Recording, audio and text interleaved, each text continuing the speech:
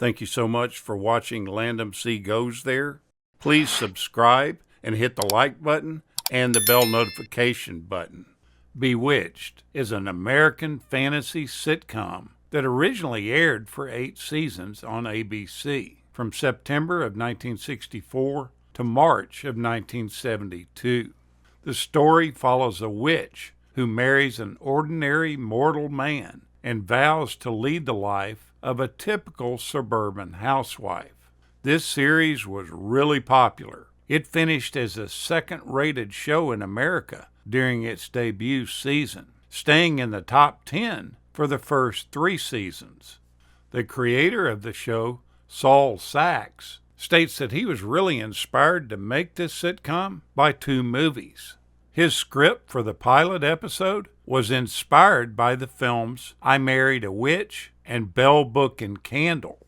He didn't seem too worried at the time that his TV show had a lot of real close similarities to those movies. But luckily for him, both of these films were owned by Paramount Pictures, which in turn also owned Screen Gems, the company that produced Bewitched. He originally wanted a totally different actress to play the lead role. Tammy Grimes, who had won the Best Actress Tony Award in 1961 for The Unsinkable Molly Brown, was under contract to Screen Gems in 1964, and that was the studio's first choice for the role of Cassandra, as the lead character was named at that time.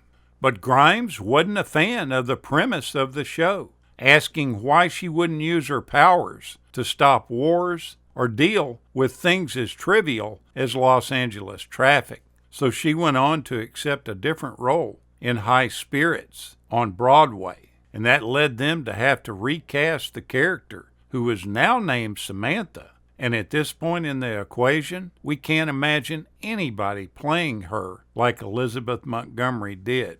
Things could have been a little different with Darren as well. Richard Crenna could have played that role. Elizabeth Montgomery and her then husband, producer-director William Asher, were looking for a television project that they could work together on, and they were encouraged to look at the Bewitched pilot script. They thought the show had possibilities, and they eventually went on to sign Elizabeth Montgomery for that role of Samantha. A young actor named Richard Sargent was close to being signed to play the role of Darren Stevens. Sargent ended up taking another job while the pilot was still in pre-production. Richard Crenna was the next actor that was offered the part of Darren, but he had just spent several years on The Real McCoys, so he passed on it as well. This is where Dick York enters the picture. He had an impressive list of acting credits in film and on Broadway, plus some on TV as well. His 1959 role in They Came to Cordura changed his life forever, though. During the second to last day of filming on that show, York was operating a railroad handcar carrying wounded men.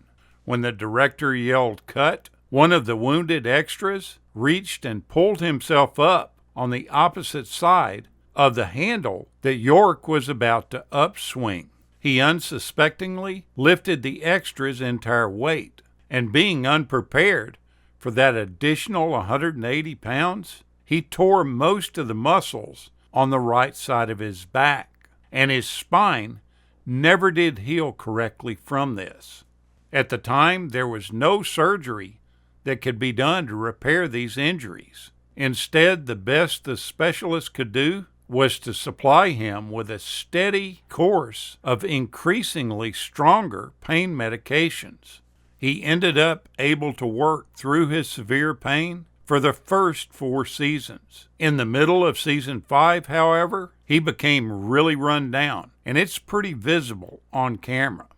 On the day that they were filming the episode, Daddy Does His Thing, he skipped his lunch break to go see his doctor, who happened to be out. The replacement doctor instead gave him a B12 shot, and while filming a scene after he comes back from lunch on a 15-foot scaffolding in the air, surrounded by the hot studio lights and his current exhaustion, combined with all the medication that he was on, sent the actor into a seizure. He was then rushed to the hospital, and he never returned to the Bewitched set. There were some Darrenless episodes that were filmed until Dick Sargent ended up taking over the role. Alice Pierce played the part of the nosy busybody Gladys Kravitz. When she was just 9, she fell from a playground swing and landed on her chin, and it's said that it stunted her growth. Her undershot jaw prevented her from landing any leading lady roles when she took up acting, but she was able to be counted on as a good comedic actress. 4 months prior to receiving a phone call from her agent telling her that the production wanted her for this role on TV, she was diagnosed with ovarian cancer. She did have surgery, but the doctors informed her that her case was actually terminal. She ended up not telling any of her coworkers about her condition. Other than being a little tired on the set every now and then, no one suspected that she was actually ill. She went on to pass away in March of 1966, and Sandra Gould took over the role of Gladys Kravitz after that for the remainder of the series. It's kind of strange that most of the supporting actors on the show wore their own clothes and accessories on screen.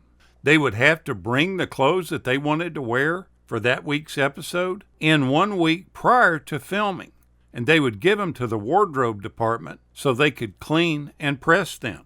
Agnes Moorehead is often pictured wearing a starburst brooch that is set with 8.5 carats of diamonds. Elizabeth Montgomery admired it so much that when Moorehead passed away in 1974, she bequeathed it to her. Now, it was Elizabeth Montgomery's idea to name her character's daughter Tabitha.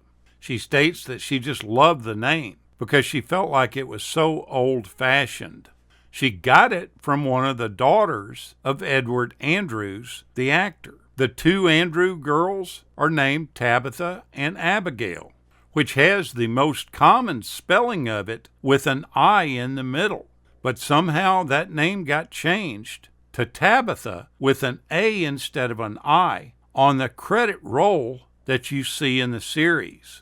It looks this way for a while. I'm not real sure when they got it changed, but I think at some point later on they corrected it to the proper spelling because Elizabeth Montgomery shuddered every time she saw it roll across the screen. She said that she felt like it was like somebody scratching their nails on a chalkboard. It drove her crazy, but I noticed in the later episodes it's been corrected. Take a look back at this great sitcom from the 60s. It's always a really delightful watch. Thank you so much for watching, and we'll continue to chase the classics.